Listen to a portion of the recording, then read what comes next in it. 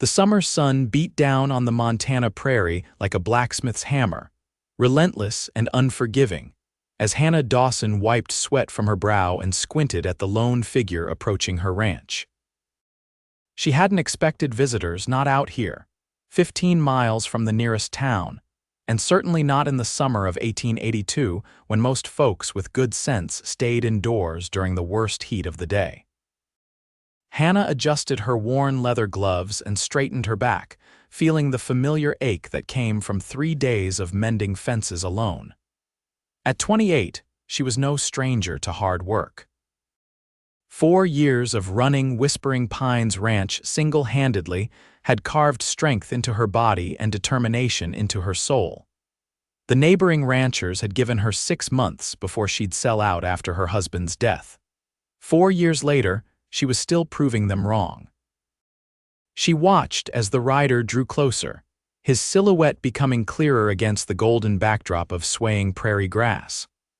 A tall man on a chestnut mare, moving with the easy confidence of someone who'd spent most of his life in the saddle. Hannah reached for the rifle she kept propped against the fence post, not aiming but letting her hand rest on the familiar wood. Out here, caution wasn't just wise, it was necessary. "Afternoon, madam," the stranger called when he was within earshot. His voice carried on the hot summer breeze, deep and clear. He tipped his hat respectfully, revealing a face weathered by sun and wind with eyes the color of a summer storm. "Name's Beckett Vale. I'm looking for work." Hannah studied him carefully. His clothes were trail-worn but clean, his gear well-maintained if a bit battered. He sat his horse like he was part of it, and the mare beneath him looked healthy and well cared for. These were good signs in Hannah's experience. "Not hiring," she replied simply, turning back to the fence post she'd been working on. The last hired hand had stolen 3 of her horses before disappearing in the night. The one before that had been too quick with his fists when drunk. She'd learned her lesson. Beckett dismounted anyway, leading his mare closer but stopping a respectful distance away. "I can see you could use the help, madam. Those fence posts won't set themselves, and from the look of your north pasture, you've got more work than one person can handle." Hannah drove another nail into the fence post, harder than necessary. "And I suppose you're just the answer to my prayers, Mr. Vale?" The sarcasm in her voice could have cut steel. He smiled then, a genuine smile that softened the hard lines of his face. "No, madam. Just a hard worker passing through who needs honest employment. I'm good with horses, decent with cattle, and I can fix most anything that breaks." Before Hannah could respond, a high-pitched wail cut through the air. Her heart dropped as she turned toward the house, a modest 2-story structure that had stood on this land for nearly 20 years. The cry came again, and this time Beckett heard it too. "You've got a child," he observed, surprise evident in his voice. Hannah was already moving, dropping her hammer and striding toward the house. "My son," she said over her shoulder, not bothering to see if the stranger followed or not. "He's supposed to be napping." She found Henry not in his bed but in the yard behind the house, crumpled in a heap by the garden fence. At 4 years old, he was small for his age, with a mop of dark hair that matched his late father's and Hannah's own stubborn chin. His knees were drawn up to his chest as he sobbed, his small body shaking with each gasping breath. "Henry." Hannah knelt beside him, her calloused hands gentle as they searched for injury. "What happened, sweetheart? Are you hurt?" The boy looked up, his face streaked with tears and dirt. "Mama," he hiccuped, I thought I saw a wolf, near the chicken coop." Relief flooded through Hannah. "No injury then, just a fright." "There's no wolves here, Henry, not this close to the house." Though she made a mental note to check the coop anyway. Coyotes were always a threat to their small flock of chickens. "But I saw it," Henry insisted, fresh tears welling. Big and gray and scary, a shadow fell across them both, and Hannah glanced up to find Beckett standing a few paces away, hat in his hands. He'd followed her after all. "Mind if I take a look, madam?" he asked quietly. "Could be nothing, but best to check." Hannah hesitated, torn between sending this stranger away and the practical need to investigate. Henry's safety came first. "Fine, the coop's beyond the garden, I'll come with you." "No need," Beckett replied, already turning. "Keep your boy company, I'll be right back." As he walked away, Henry's sobs quieted to sniffles. He watched the tall stranger with curious eyes. "Who's that, Mama?" "Just a traveler," Hannah answered, using her handkerchief to wipe her son's tears. "Looking for work, like Pa was?" Henry asked innocently. The question caught Hannah off guard. Thomas had been gone for 4 years now, taken by a fever that had swept through the county. Henry had been just an infant, too young to remember his father. "No, not like Pa," she said softly. "Your Pa wasn't just passing through, he built this place with me." They waited in silence until Beckett returned, his expression serious. "You were right about there being no wolf," he told Henry directly, crouching down to the boy's level. "But there is a big old dog out there. Probably somebody's hunting hound that got lost. He's skinny and scared, hiding under your chicken coop." Henry's eyes widened. "A dog? Can I see him?" "Not yet," Beckett said gently. "He's frightened. Might snap at you if you get too close. But if your ma agrees, I could try to coax him out with some food." Hannah found herself unexpectedly touched by the man's kindness toward her son. She stood, brushing dust from her skirt. "Henry, go wash your face and hands, then you can help me find something for the dog." As her son scampered toward the house, she turned to Beckett. "Thank you," he shrugged. "No need to thank me. Boy was scared. Any decent person would help." "Not everyone would," Hannah countered, thinking of neighbors who'd refused to lend a hand when Thomas died, of townspeople who wagered on how quickly she'd fail. "Come on. I've got some leftover stew that might tempt a hungry dog." By the time Hannah and Henry returned with a bowl of cold stew, Beckett was sitting cross-legged near the chicken coop, humming softly. He glanced up when they approached, motioning for them to move slowly.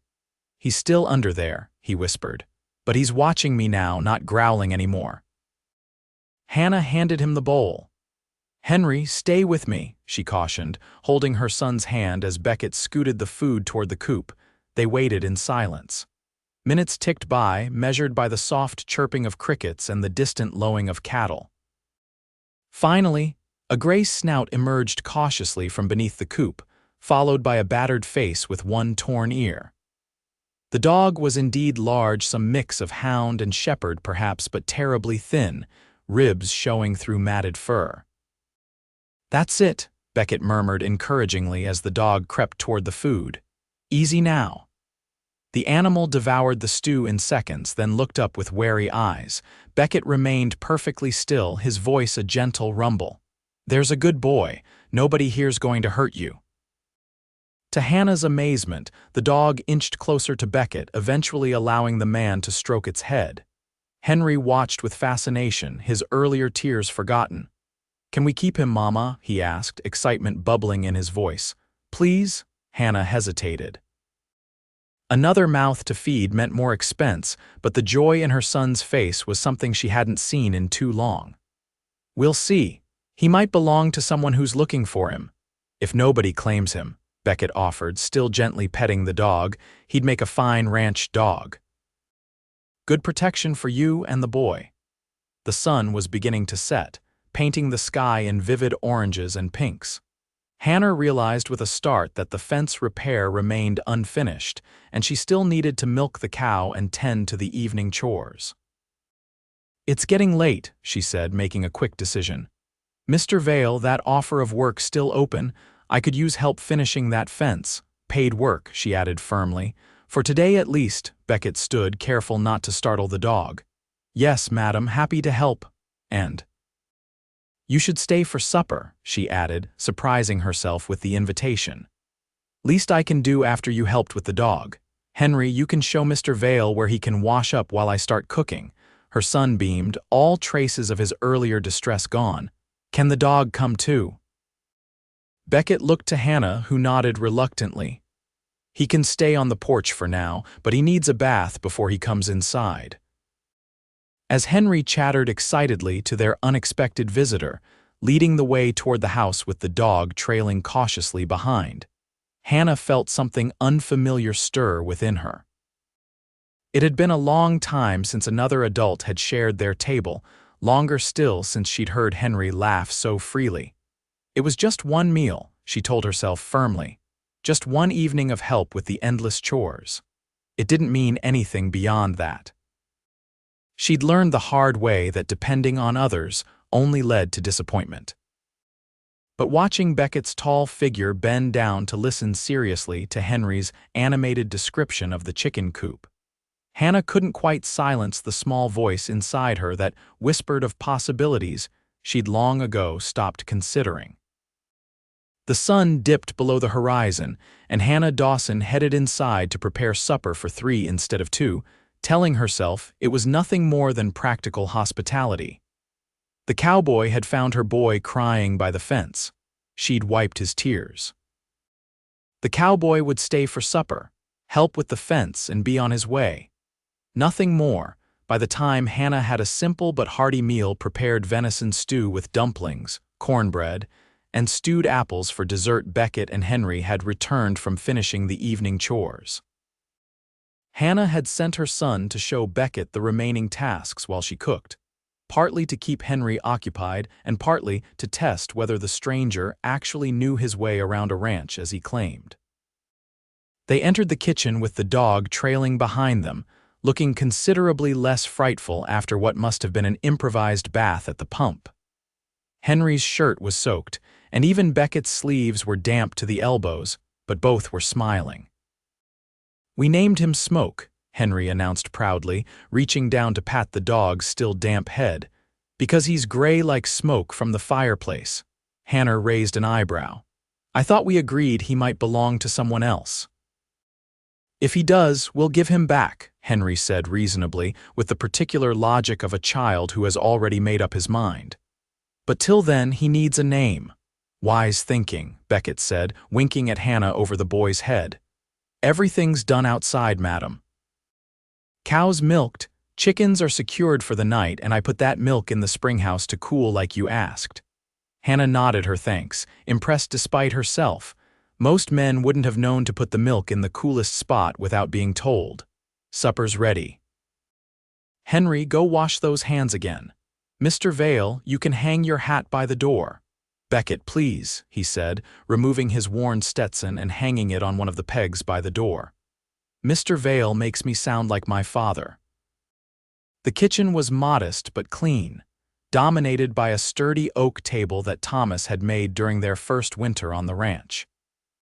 Hannah had polished it faithfully every week since his death, maintaining it as she did everything else he had built with determination, and a refusal to let anything else she loved fall into disrepair. They ate by lamplight, the golden glow softening the room's worn edges.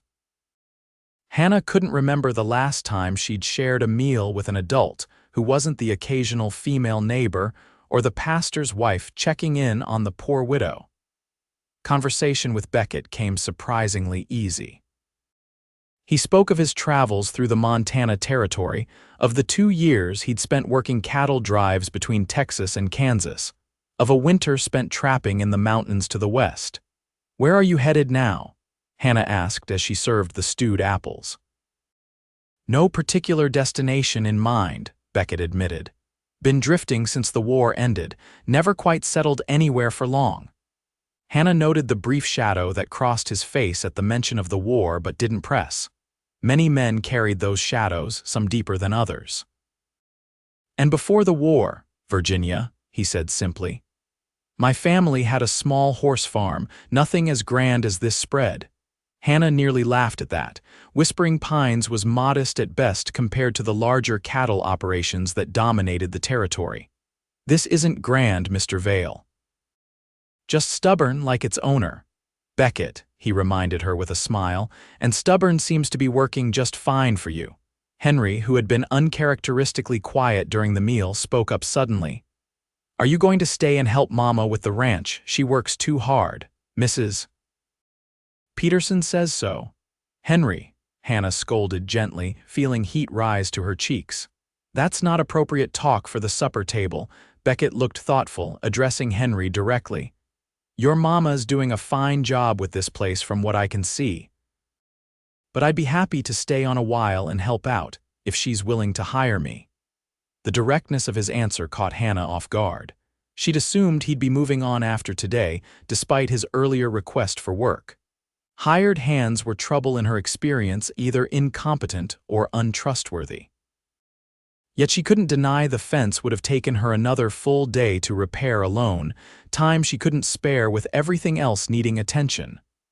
"I'm not sure I can afford regular help," she said honestly. "I'm not asking for much," Beckett replied. "Room, board, and fair wages when you can manage it. I've got some savings to tide me over." Hannah studied him across the table. In the lamplight, his face looked younger than it had in the harsh afternoon sun, though still weathered from years outdoors. No wedding ring, she noted, though that wasn't unusual for a drifting cowboy. No obvious signs of a drunkard either. His hands were steady, his eyes clear. "1 week," she found herself saying. "Trial basis. We'll see how it goes." Henry's whoop of excitement startled the dog who had been dozing under the boy's chair. Smoke lifted his head, ears perked, then settled back down when he realized there was no threat. "1 week it is," Beckett agreed, his smile reaching his eyes. "I appreciate the opportunity, Mrs. Dawson." "Hannah," she corrected, surprising herself again. "If you're staying, might as well use my name." After supper, Hannah showed Beckett to the small but clean bunkhouse that stood a short distance from the main house. It had been built to house up to 4 ranch hands in Thomas's ambitious early days, though it had stood empty since the last hired man departed. There was a pot-bellied stove for heat, 2 sets of bunk beds with straw mattresses, a washstand, and a small table with 2 chairs. "It's not much," Hannah said as Beckett set his saddlebags on one of the lower bunks, "but it's weather-tight. Outhouse is around back." "It's more than adequate," Beckett assured her, glancing around appreciatively. "I've slept under the stars more nights than I can count." "This is downright luxurious by comparison," Hannah smiled despite herself. "We start at dawn, breakfast at 5:30. I'll be there," he promised. "And thank you for supper. It's been a long time since I've had a home-cooked meal that good." Something in his tone made Hannah pause at the door. "Your family in Virginia. They're gone," Beckett nodded, his expression solemn. "Farm was right in the path when the armies came through in '64. Parents died during the war. Sister married and moved west to California afterward." "I'm sorry," Hannah said softly, understanding loss all too well. "Good night, Beckett." "Good night, Hannah." As she walked back to the house, Hannah told herself that the warm feeling in her chest was simply satisfaction at having found competent help, nothing more. 1 week, she reminded herself. Just 1 week to get some of the more pressing work done, and then they'd reassess. She couldn't afford to think beyond that. Inside, she found Henry already in his nightshirt, sitting on his bed with Smoke curled up beside him. The dog looked up when she entered but didn't move from his spot. "I see Smoke's made himself at home," Hannah observed dryly. "He was scared to be alone," Henry explained earnestly. "Can he sleep in here? Please, Mama, I promise I'll take care of him." Hannah sighed, knowing this battle was already lost. The dog's presence seemed to have banished her son's earlier fears completely. "Just for tonight," she conceded. "Tomorrow we'll make him a proper bed on the porch." Henry's face lit up with a smile so like his father's that Hannah's heart clenched. "Thank you, Mama. Smoke says thank you too." After tucking her son in and kissing his forehead, Hannah completed her nightly routine, checking that all doors and windows were secure, banking the kitchen fire, and finally retreating to her own bedroom. As she braided her hair for sleep, she found herself glancing out the window toward the bunkhouse, where a soft glow of lamplight still shone. A strange day, she reflected. One that had begun like any other but had somehow delivered both a stray dog and a drifting cowboy to her doorstep. As she blew out her lamp and settled beneath her quilt, Hannah told herself firmly that neither was likely to be a permanent addition to Whispering Pines. Experience had taught her that nothing in life was certain except the land beneath her feet and the strength in her own 2 hands. Everything else was temporary. including soft-spoken cowboys with kind eyes who were good with frightened children and stray dogs, especially them. Dawn arrived with the usual chorus of roosters and meadowlarks, painting the eastern sky in delicate pinks and golds. Hannah was already at the stove preparing breakfast when she heard the soft creak of the porch steps. A glance at the clock confirmed it was only 15 minutes before she'd told Beckett to arrive. The knock that followed was gentle, mindful of Henry still sleeping upstairs. Hannah wiped her hands on her apron and opened the door to find Beckett standing there, freshly shaved and wearing a clean shirt despite the early hour. Beside him sat Smoke, looking considerably more settled than the previous day. "Morning," Beckett greeted her quietly. "Hope we're not too early." "Thought I'd get a head start on the day." Hannah stepped back to let them in, noting with approval that Beckett removed his hat and wiped his boots before entering. "Coffee's ready. Breakfast will be soon. Henry's still asleep."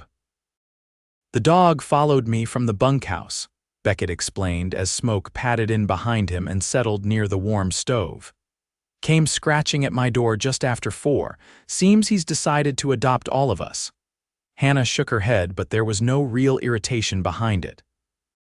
"He spent the night on Henry's bed. So much for staying on the porch."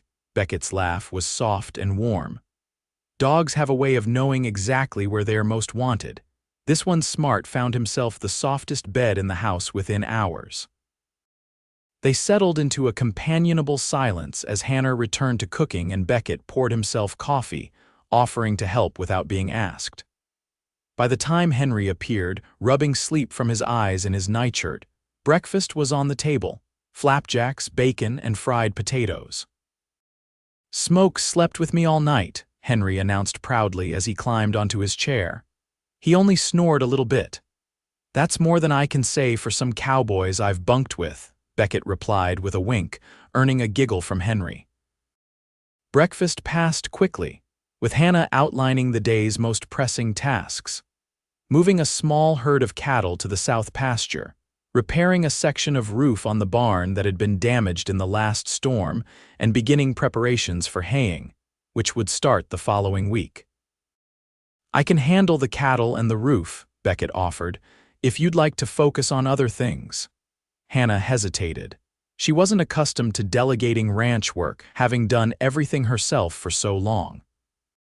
But the barn roof had been worrying her. It was a 2-person job at minimum, and she'd been putting it off, hoping to convince a neighbor to help eventually. "All right," she agreed. "I'll work on the garden and help with the cattle move." "Henry, you'll need to collect eggs and feed the chickens after you get dressed." "Can Smoke help me?" the boy asked eagerly. Hannah exchanged a glance with Beckett, who shrugged.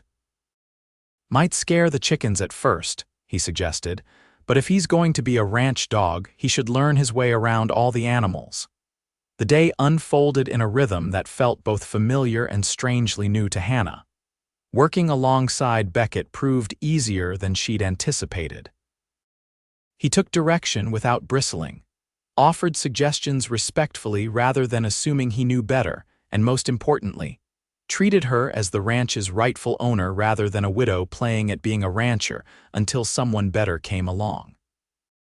By mid-afternoon, the cattle had been successfully moved, the barn roof was patched, and Henry had proudly completed all his chores with Smoke's assistance, which had indeed terrified the chickens initially but settled into a cautious standoff by day's end.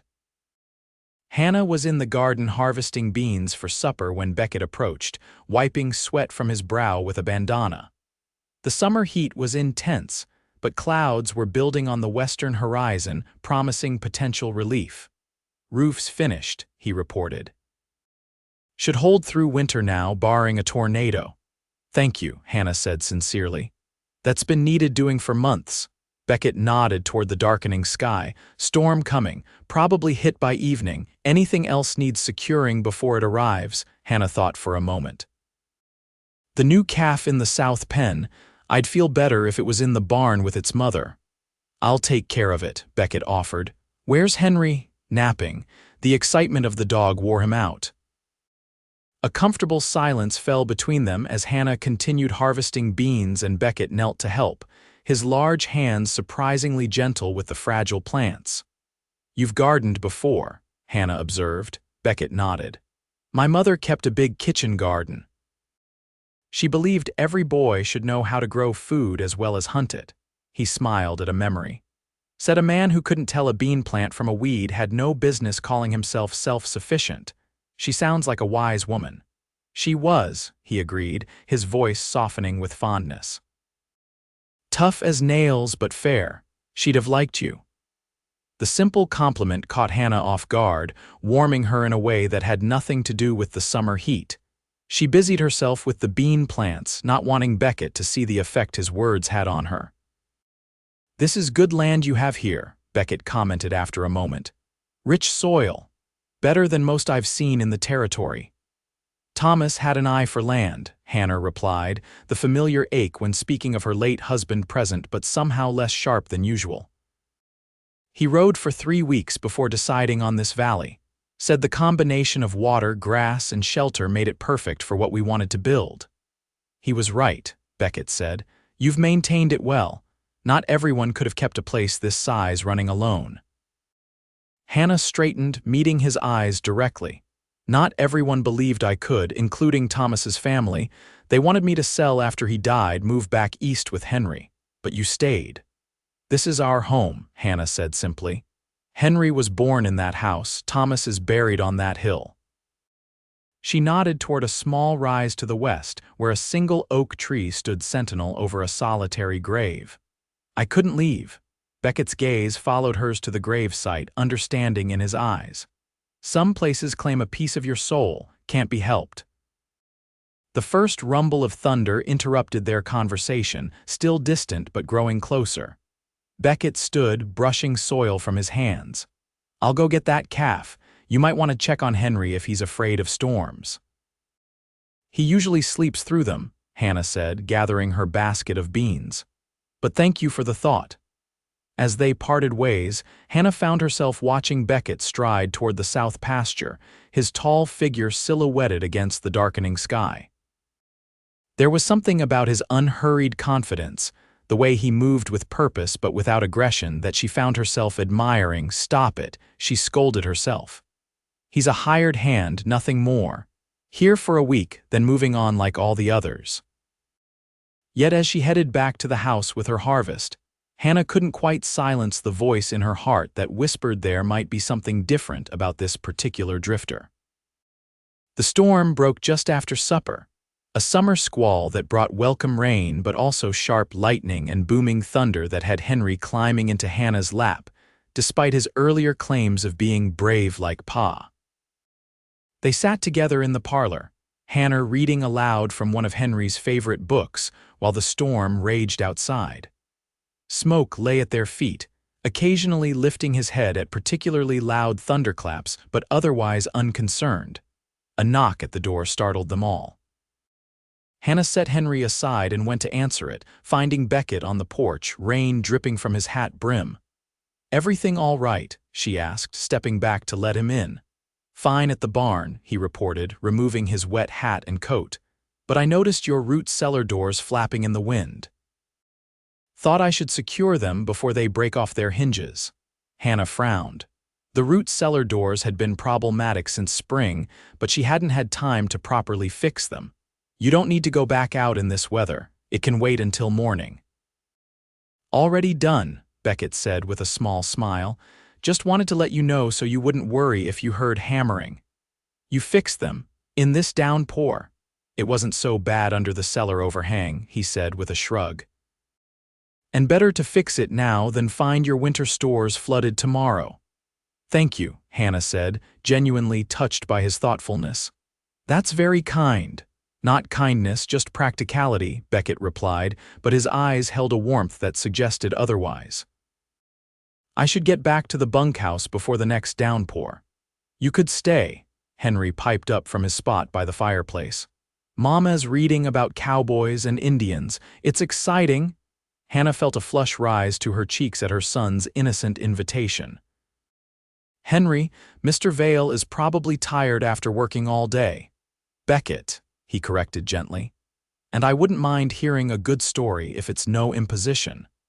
Hannah hesitated, aware of how unusual it was to invite a hired hand to share their evening family time. Yet nothing about Beckett's presence felt like an imposition. If anything, it felt strangely right to have him there, his tall figure bringing a sense of completeness to their small family circle. "Stay then," she found herself saying.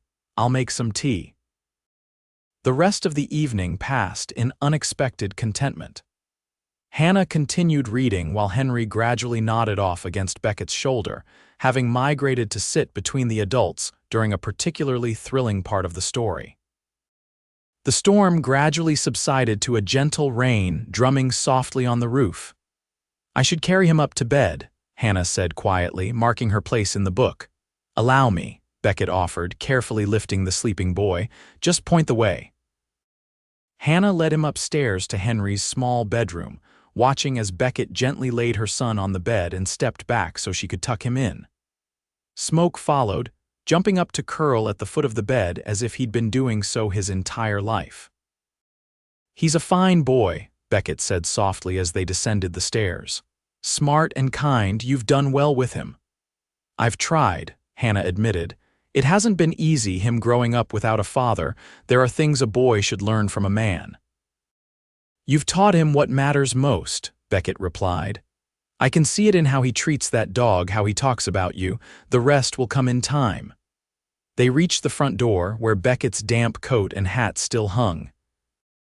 The rain had softened to a misty drizzle, silver in the moonlight that now broke through scattered clouds. "Thank you for your help today," Hannah said, suddenly aware of how close they were standing in the narrow entryway. "With the roof, the cellar doors, everything." "It's my pleasure," Beckett replied, his voice dropping lower. He stopped himself, a hint of uncertainty crossing his face. Hannah found herself holding her breath, waiting for whatever he might say next. "I'm glad I stopped here yesterday," he finished simply. "Good night, Hannah." "Good night, Beckett," she replied, watching from the doorway as he made his way through the damp yard toward the bunkhouse. Only after closing the door did Hannah allow herself to acknowledge the strange fluttering in her chest, a sensation she hadn't felt in years. Not since Thomas had first come calling at her father's house back in Missouri, hat in hand and hope in his eyes. It's been one day, she reminded herself sternly.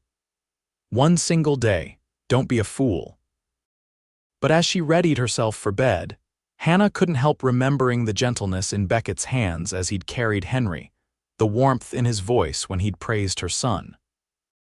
For the first time in 4 long years, she fell asleep thinking of possibilities instead of problems, of beginnings instead of what she had lost. The days that followed established a rhythm that felt increasingly natural. Beckett proved himself an invaluable worker, tackling tasks that Hannah had been forced to postpone for months or even years. He repaired broken fencing, reinforced the chicken coop against predators, and began clearing a field that had grown wild with weeds since Thomas's death. More surprising to Hannah was the easy way he fit into their daily life. He respected her authority as the ranch's owner while offering suggestions based on his own experience. He taught Henry how to whittle safely with a small knife, showing infinite patience as the boy struggled with the new skill. Most evenings, he joined them for supper, bringing small gifts, a carved wooden horse for Henry, wildflowers that Hannah placed in a jar on the kitchen table, a rabbit he'd snared that became a hearty stew. By the end of the promised week, Hannah couldn't imagine asking him to leave. The question of his staying had become when, not if. Yet neither of them had directly addressed it, dancing around the subject during their evening conversations on the porch after Henry was asleep. It was during one such evening, with fireflies dancing in the yard and the distant howl of coyotes echoing from the hills, that Hannah finally broached the topic. "Your week's up tomorrow," she said quietly, her hands busy with mending one of Henry's shirts. Beckett nodded, whittling a small piece of wood beside her. "So it is. The south field needs clearing before winter," Hannah continued, keeping her eyes on her needle. "And the apple trees in the orchard need pruning. I've been meaning to get to them for 2 years now." "Both good projects," Beckett agreed mildly. The orchard especially, those trees could yield twice the fruit with proper care. Hannah set her mending down, finally looking directly at him. I'd like you to stay, Beckett, if you're willing, not just for a few more weeks, but longer. The whittling knife paused in his hands. How much longer did you have in mind? Hannah took a deep breath. Through winter, at least, possibly beyond. Beckett set his carving aside and turned to face her fully, his expression serious in the soft lantern light. Hannah, I should tell you something before you make that offer. Her heart sank. Here it came, the revelation of a wife somewhere or some dark secret from his past. She'd been a fool to think I was planning to ask if I could stay, he continued, his voice gentle. Not as a hired hand, though I'm happy to keep working, but because in this 1 week I've felt more at home here than anywhere since before the war. Hope bloomed in Hannah's chest, fragile but insistent. You have, Beckett nodded, his eyes never leaving hers. This land, this home, you've built it special, and you and Henry. He paused, searching for words. You've reminded me what family feels like. Hannah's throat tightened with emotion. We're not your family, Beckett. No, he agreed softly, not yet. But I'd like the chance to see if we could be someday, if you'd be open to that possibility. The directness of his words both startled and touched her. There was no flowery courting language, no grand declarations, just honest sentiment from a man who knew the value of plain speaking. Henry's already half in love with you, Hannah admitted, a small smile tugging at her lips. The dog, too, and their mother, Beckett asked quietly. Hannah looked down at her hands, work roughened and strong. Their mother is cautious. She's learned that life can take away what you love most when you least expect it. Beckett reached over slowly, giving her time to pull away if she wished, and covered one of her hands with his own. I understand caution. I respect it. I'm only asking for a chance, Hannah. Nothing more, nothing less. The warmth of his hand on hers felt right in a way Hannah hadn't expected. She turned her palm upward, letting their fingers intertwine. Then stay, she said simply. Stay and we'll see where this leads. The smile that spread across Beckett's face seemed to illuminate him from within. I can think of no place I'd rather be. Later, after Beckett had returned to the bunkhouse and Hannah had checked on Henry one last time, she stood at her bedroom window gazing at the star-filled sky. For the first time in 4 years, she allowed herself to imagine a future different from the one she'd resigned herself to, not just survival, but possibly happiness again. A family again, whole and complete. It was a frightening thought in its way, opening herself to both hope and potential heartbreak. Yet as Hannah slipped beneath her quilt, she found herself embracing the possibility rather than fearing it. Tomorrow would bring new challenges, but it would also bring Beckett's steady presence, Henry's joyful laughter, and perhaps the first tentative steps toward building something new and precious from the foundation of what had been lost. Summer gave way to autumn in a blaze of gold and crimson across the Montana landscape. The days grew shorter, the nights crisper, and the work on Whispering Pines Ranch shifted toward winter preparations. Hay was cut, dried, and stored. Vegetables from Hannah's garden were preserved in gleaming jars. Firewood was chopped and stacked in neat piles beside both the main house and the bunkhouse. Beckett remained, though he spent less and less time in the bunkhouse as the weeks passed. His evenings were invariably spent in the main house helping Henry with his reading lessons, discussing ranch business with Hannah, or simply enjoying the quiet companionship of family life that had been absent from his life for so long. The changes in their relationship progressed naturally, without hurry but with growing certainty. The first time Beckett took Hannah's hand as they walked to check the cattle was a silent acknowledgement of deepening feelings. Their first kiss came on a crisp October evening beneath a harvest moon, sweet and unhurried, full of promise. By November, when the first snow dusted the valley, few in the community still referred to Beckett as Hannah's hired hand. He had become something else entirely: partner, companion, and increasingly, the man Hannah found herself turning to first with both problems and joys. Henry blossomed under Beckett's gentle guidance, eagerly absorbing lessons about horses, tracking, and the countless small skills a boy on a ranch should know. Smoke became his constant shadow, the dog's initial wariness replaced by devoted loyalty to the family that had saved him. It was mid-December, with Christmas approaching and snow blanketing the land, when Hannah found herself alone with Beckett in the kitchen after Henry had gone to bed. They sat at the table, a pot of coffee between them, planning spring planting with a shared vision that assumed Beckett's continued presence. "I was thinking we might expand the vegetable garden," Hannah said, sketching a rough map on a piece of paper. "If we're going to feed 3 regularly instead of 2, we'll need more." "Good idea," Beckett agreed. "And I noticed the north pasture could support more cattle if we improved the water access, maybe build a windmill to pump water to that side." Hannah smiled at his use of "we," a word that had become increasingly common in their conversations. "Ambitious for our first year together." Beckett set down his coffee cup, his expression growing serious. "Hannah, there's something I've been wanting to ask you." The shift in his tone made her heart quicken. "What is it?" "These past months have been the happiest I can remember," he began, his eyes holding hers. "Being here with you and Henry, building something together, it's everything I never knew I wanted." Hannah reached across the table to take his hand, a gesture that had become familiar and cherished. "For us too, Beckett, you must know that." "I do," he said, squeezing her fingers gently, "which is why I want to make it official." He reached into his pocket with his free hand and withdrew something small. "I've been carrying this for weeks, waiting for the right moment." When he opened his palm, a simple gold band rested there, gleaming in the lamplight. "It was my mother's," he explained softly.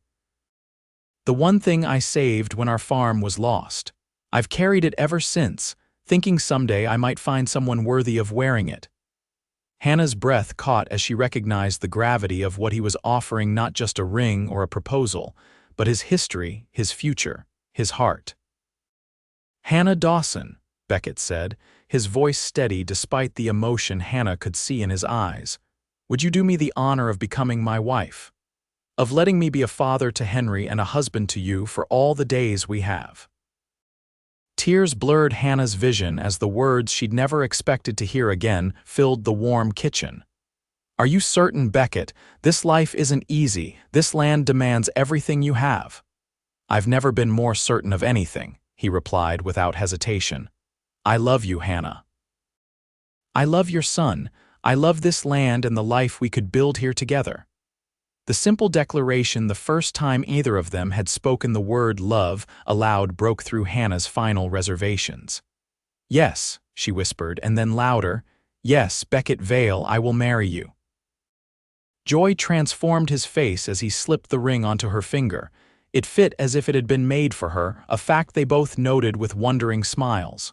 "When?" Beckett asked, bringing her hand to his lips. "After Christmas," Hannah decided. "We'll need to tell Henry first, though I suspect he'll be thrilled." "I already asked for his blessing," Beckett admitted with a sheepish smile. "Last week, while you were visiting Mrs. Peterson, he made me promise to build him a treehouse if you said yes." Hannah laughed, happiness bubbling up inside her like a spring. "You've thought of everything, haven't you?" "I tried," Beckett said, rising and drawing her up with him. "Though there's one thing I didn't anticipate." "What's that?" "How much I'd want to kiss you once you said yes," he murmured, pulling her gently into his arms. Hannah went willingly, her heart full to bursting as his lips met hers. The kiss deepened, carrying all the promise of their future together, of love found when least expected, of a family made whole again through chance and choice and the courage to begin anew. When they finally parted, both breathless, Hannah rested her head against Beckett's chest, listening to the steady beat of his heart. "Stay tonight," she whispered. "Not in the bunkhouse, here with me." Beckett pulled back slightly to look into her eyes, searching for certainty. "Are you sure?" Hannah nodded, her decision made with the same clarity that had guided her through all the challenges of the past 4 years. "I'm sure. I don't want to wait any more." That night, In the quiet darkness of Hannah's bedroom, soon to be their bedroom, they came together with tenderness and growing passion, rediscovering parts of themselves that had been dormant for too long. For Hannah, it was a homecoming she hadn't known she'd been waiting for.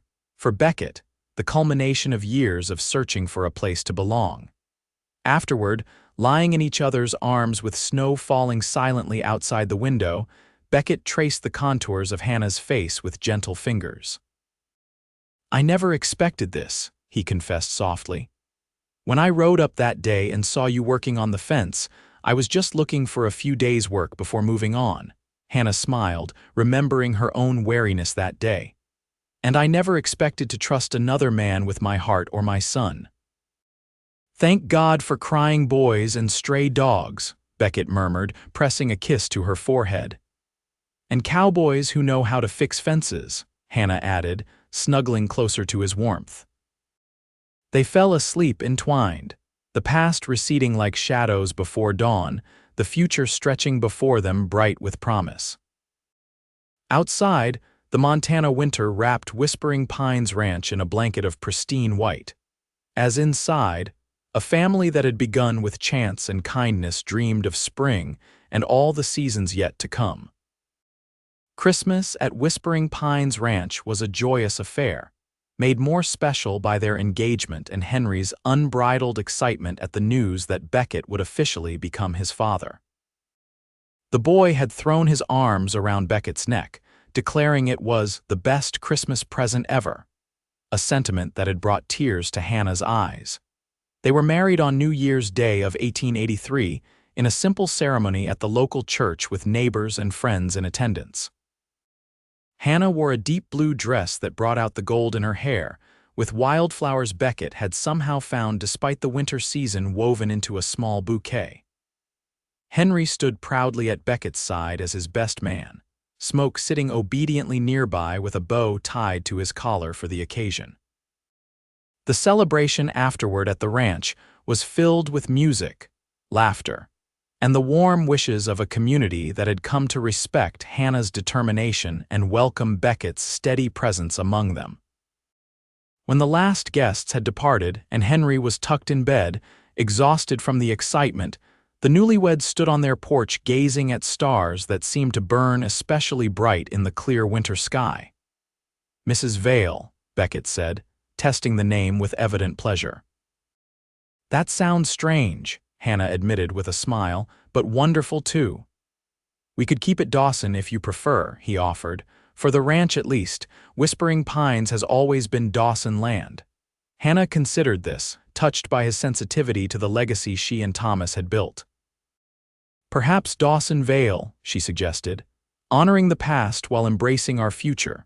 Beckett drew her into his arms, his eyes reflecting the starlight. "I like the sound of that, a joining of histories just like us." The winter passed in a haze of happiness as they settled into married life. Beckett moved his few possessions into the main house, though they kept the bunkhouse ready for when they might hire additional help as the ranch expanded. They spent the cold evenings planning ambitious improvements for spring, their shared vision for Whispering Pines growing with each conversation. By March, when the first signs of spring began to emerge from beneath melting snow, Hannah had news of her own to share. She told Beckett one evening after Henry was asleep, taking his hand and placing it gently on her still flat stomach. "Are you certain?" he asked, wonder and joy mingling in his voice. Hannah nodded, her own happiness reflected in her smile. "The baby should come in late October before the worst of next winter." Beckett gathered her into his arms, his embrace gentle as if she had suddenly become fragile. "Hannah," he whispered against her hair, his voice thick with emotion. "Thank you." "For what?" she asked, pulling back to see his face. "For everything," he replied simply. "For wiping away Henry's tears that day, for inviting me to stay for supper, for giving me a chance to prove myself worthy of your trust. And now, for giving me the gift of another child to love." When they told Henry about the baby the next morning, his reaction was everything they could have hoped for: excitement tempered with thoughtful questions about his role as a big brother. By afternoon, he was busily explaining to Smoke that they would both need to be very gentle with the new baby when it arrived, a conversation that had Hannah and Beckett exchanging amused glances over his head. Spring brought new life to the ranch in more ways than one. The planned expansions began in earnest.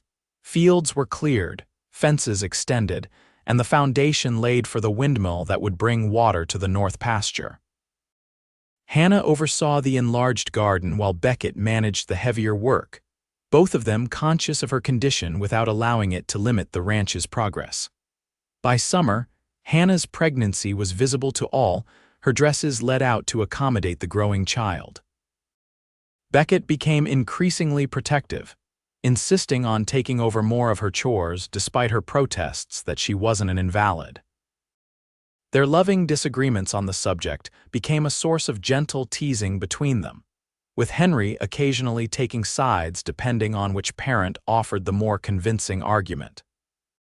On a warm July evening, with fireflies once again dancing in the yard and the scent of summer flowers heavy in the air, Hannah sat on the porch swing watching Henry and Smoke chase each other in elaborate games of their own devising. Beckett joined her, bringing a glass of cool water from the well. "Dr. Thompson's wife stopped by today while you were checking the herd," Hannah mentioned as he settled beside her. "She brought a blanket for the baby and some advice." "Oh," Beckett raised an eyebrow, knowing Hannah's sometimes skeptical view of unsolicited counsel. "Anything useful?"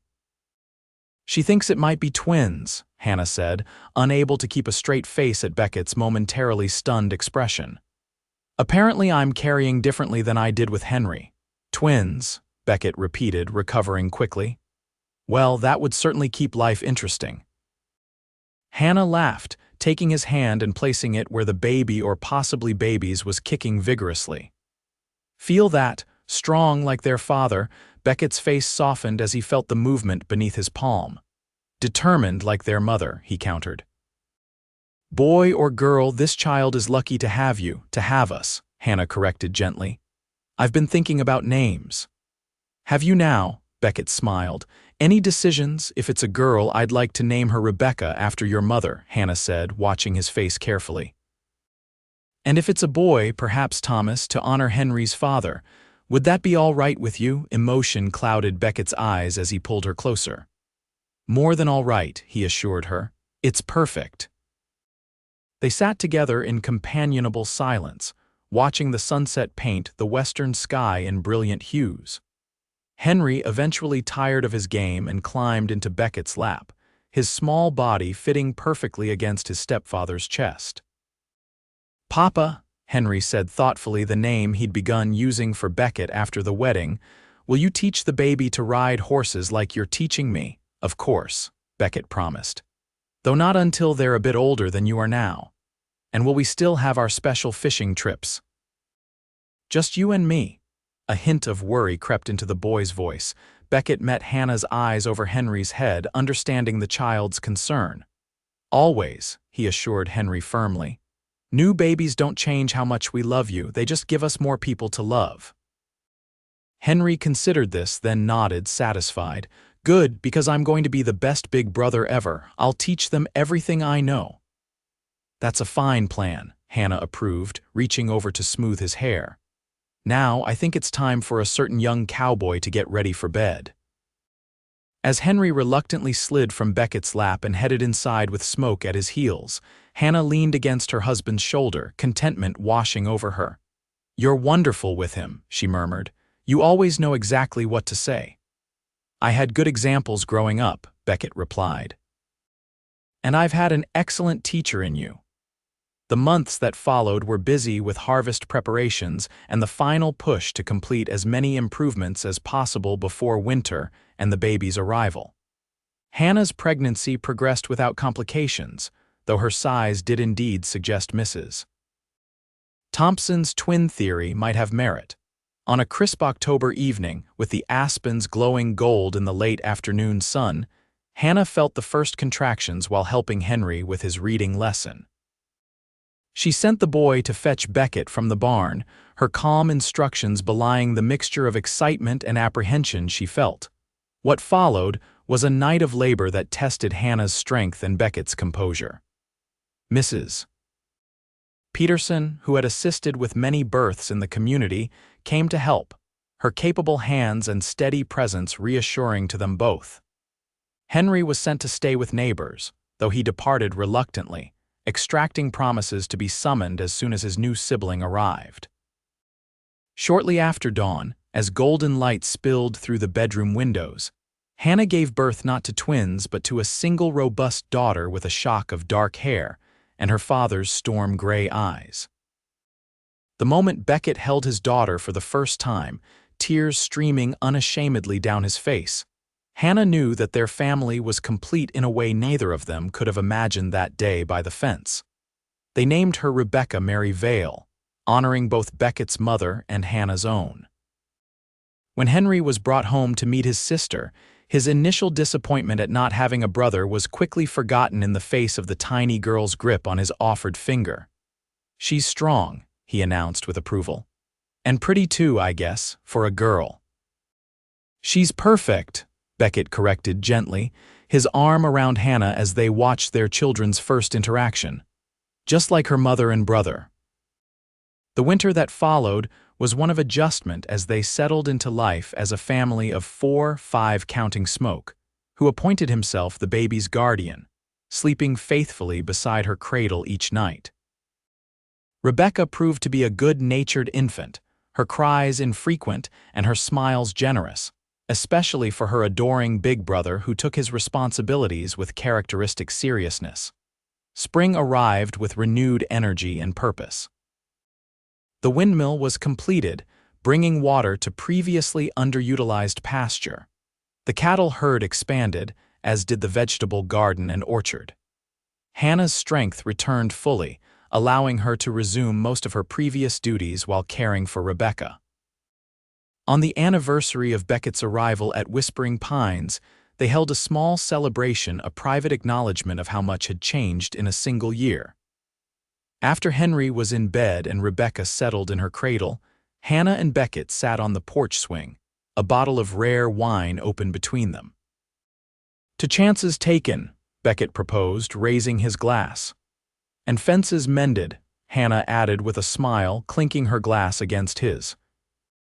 They sipped in companionable silence, listening to the night sounds of the ranch, the distant lowing of cattle, the soft whicker of horses in the barn, the rustle of wind through newly leafed trees.